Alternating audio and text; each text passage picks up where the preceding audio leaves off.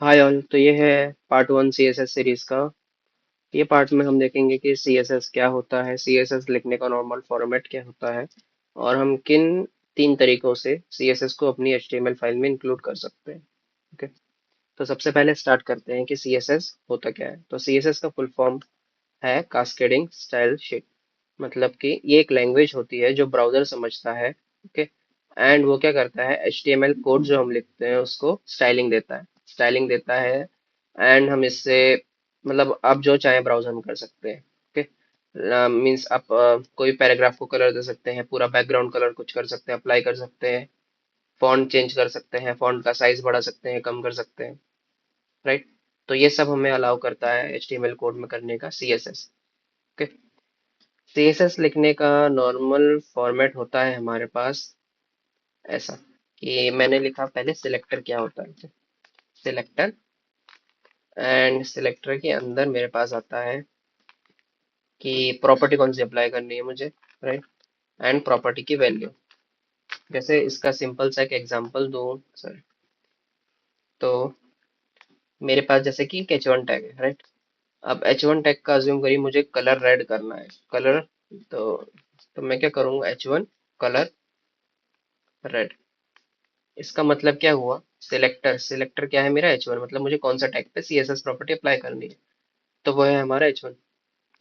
Property कौन सी property apply करनी है, कलर, और वैल्यू क्या रखनी है कलर की रेड। राइट। तो ये तरीके से हम सीएसएस अपने कोड में अप्लाई करते हैं। ये तो सिंपल था एग्जांपल H1 का, पर हमारे पास और भी टाइप्स ऑफ सेलेक्टर रहते हैं। राइट। तो इसको हम नेक्स्ट सेशन में देखेंगे, पर अभी हम देखते हैं कि मतलब सीएसएस नॉर्मल लिखने का फॉर्मेट ऐसा रहता है। राइट। अब इसको मैं आपको एक सिंपल कोड से दिखाता हूँ। तो ये मैंने विजुअल स्टूडियो कोड खोल लिया। ओके। इसमें एक सिंपल H1 टैग है मेरे पास। राइट। अब मैं क्या करता हूँ, जो मैंने आपको उधर समझाया इधर अप्लाई करने का ट्राई करता हूँ। तो मैं स्टाइल टैग लिखा और मैंने लिखा कि H1। करेक्ट। H1 में मुझे क्या प्रॉपर्टी अप्लाई करनी है, कलर। कलर। एंड मैंने किया रेड। तो अब देखिए जैसे मैंने रेड टाइप करा तो ये पेज का मतलब सॉरी, ये H1 टैग जो हमने इधर टाइप करा है इसका कलर रेड हो गया। राइट। तो इस तरीके से हम CSS अप्लाई करेंगे। ओके। अब CSS मतलब अपनी HTML फाइल में लिखने के हमारे पास 3 वेज होते हैं। ओके। पहला वेज है हमारे पास इनलाइन CSS। सेकंड है इंटरनल CSS। एंड थर्ड है एक्सटर्नल CSS। तो हम एक एक करके अभी तीनों को समझते हैं। ओके। तो इनलाइन CSS होता है कि मैं जो मैंने टैग लिखा है टैग में एज ए प्रॉपर्टी ही स्टाइल एट्रीब्यूट ऐड करूं। राइट। एंड स्टाइल एट्रीब्यूट के अंदर ही मैं वो प्रॉपर्टी डिफाइन कर दूं। जैसे कि मैंने style tag, right, style attribute है, इसके अंदर मैंने लिखा कि कलर रेड।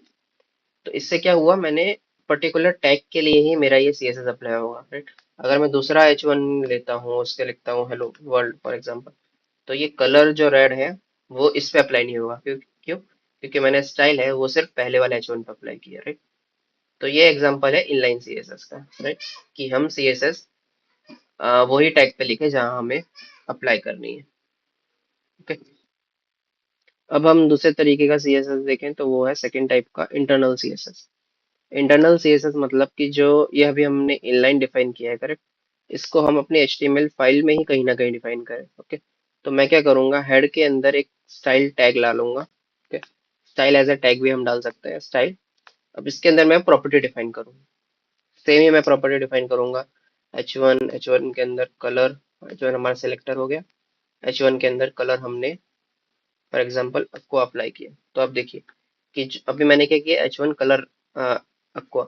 तो ये कलर दोनों H1 पे अप्लाई हुआ है। राइट। पर्टिकुलर एक H1 पे नहीं हुआ। और इसमें हमने स्टाइल टैग हेड के अंदर डिफाइन किया है। राइट। तो ये है इंटरनल CSS, हम HTML फाइल के अंदर ही अपनी CSS डाल रहे हैं। राइट। तो ये सेकंड वे है CSS डिफाइन करने का। ओके। तो अब हम देखते हैं थर्ड टाइप का CSS इंक्लूड करने का तरीका, वो है एक्सटर्नल CSS। तो एक्सटर्नल CSS में क्या करूंगा, मैं एक इधर नई फाइल बनाता हूँ। उसका नाम देता हूँ स्टाइल डॉट CSS। एंड मैं इधर वो फाइल को इंक्लूड करूंगा जैसे कि लिंक मैंने लिंक टाइप करा तो मुझे दिखेगा relation equal to style sheet and HREF में वो फाइल का पाथ दूंगा, जैसे मैंने दिया style dot C S S में। अगर आपका style dot C S S अंदर कोई फोल्डर में है तो आपको वो फोल्डर के अंदर style dot C S S को लिंक करना पड़ेगा, राइट। अब सेम ही मैं प्रॉपर्टी पे कलर अप्लाई करके दिखाता हूँ। जैसे मैंने किया H1 कलर रेड, तो इससे भी हमारा कलर अप्लाई हो गया। तो ये तीन तरीके हैं CSS को हम HTML कोड में कैसे लिख सकते हैं, इनलाइन, इंटरनल एंड एक्सटर्नल।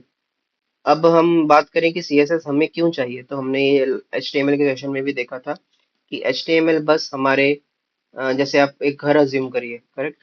तो HTML सिर्फ ब्रिक्स है, ब्रिक्स से बना हुआ घर है। पर CSS उसमें पेंट है, डेकोरेशन है, फर्नीचर है, करेक्ट। तो ये सब का काम मतलब कि स्ट्रक्चर एंड डिजाइन का ये सब काम किसका है, CSS का, हमारी वेबसाइट में, करेक्ट। जनरली प्रोजेक्ट्स वगैरह में हम यूज करते हैं एक्सटर्नल CSS, राइट।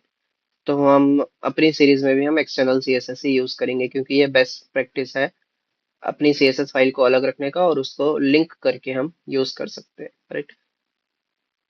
तो ये वीडियो के लिए इतना ही। अगले वीडियो में हम CSS में सिलेक्टर्स देखेंगे कि सिलेक्टर्स क्या होते हैं, हम कोई भी एलिमेंट पे कैसे हम स्टाइल अप्लाई कर सकते हैं, राइट। तो ये सब हम कवर करेंगे नेक्स्ट लेक्चर में, नेक्स्ट वीडियो में। Thank you.